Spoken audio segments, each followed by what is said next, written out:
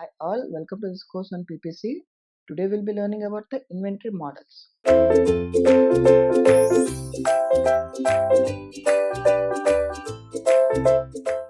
Various inventories which are present that are directly dependent or independent based upon the demand.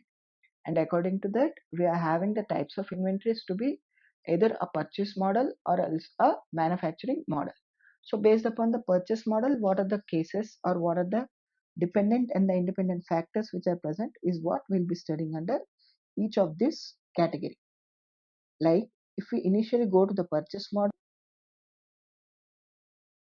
for case 1, we are having the following assumptions that demand is constant, the order is replenished instantaneously, items are consumed at a constant rate, and orders are of equal size.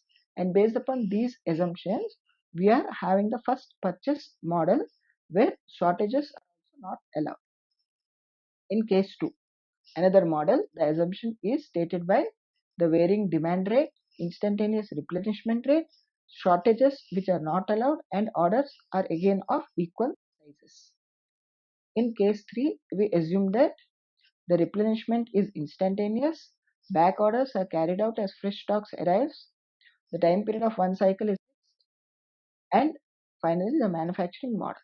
In the case of this manufacturing model, we see that if a company manufactures its components which is required for its main product, then the corresponding model of inventory is called manufacturing model. In this case, we have the assumptions to be the items are produced and consumed simultaneously for a portion of the cycle time. The rate of consumption of items is uniform throughout the year, and the cost of production per unit is same irrespective of the production lot size.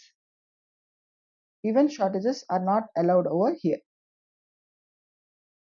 In case 2 or the second part of this manufacturing model, we have the items are produced and consumed simultaneously for the portion of the cycle time. The rate of consumption of items is uniform throughout the year. The cost of production per unit is same irrespective of the production lot size. The stock out is permitted and the stock out units will be satisfied from the units which will be produced at a later date with a penalty or back order. Hence, based upon these, we have studied about the different inventory models and the assumptions which are utilized in the inventory models, whether it is purchase or the other type. Thank you.